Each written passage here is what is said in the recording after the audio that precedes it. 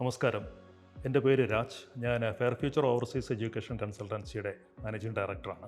നമ്മളിന്നിപ്പോൾ ഉള്ളത് 2026 മൂന്നാമത്തെ ആഴ്ചയിലാണ്.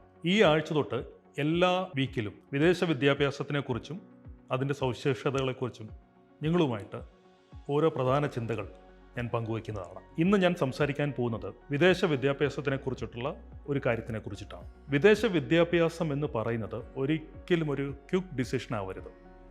വളരെ ലോങ് ടൈം ആയിട്ടുള്ളൊരു ഡിസിഷൻ ആയിരിക്കണം ഈ കാര്യത്തിൽ നമുക്കുണ്ടാവേണ്ടത്. കഴിഞ്ഞ ഏതാണ്ട് 30 വർഷത്തോളമായി ആയിരക്കണക്കിന് വിദ്യാർത്ഥികളെ വിദേശ വിദ്യാഭ്യാസത്തിലേക്ക് പോകുന്നതുമായിട്ട് ബന്ധപ്പെട്ട് ഞാൻ കണ്ടിട്ടുണ്ട്. അവരിൽ വിജയിച്ചവർക്കും ബുദ്ധിമുട്ടുകളായുള്ളവർക്കും തമ്മിൽ ഒരു വലിയ വ്യത്യാസം ഞാൻ കണ്ടിട്ടുണ്ട്. അത് ബുദ്ധിശക്തിയല്ല, അവരുടെ മാർക്കല്ല, അവരുടെ കുടുംബ പശ്ചാത്തലവുമല്ല, മറിച്ച് അവരുടെ സമീപനമാണ്.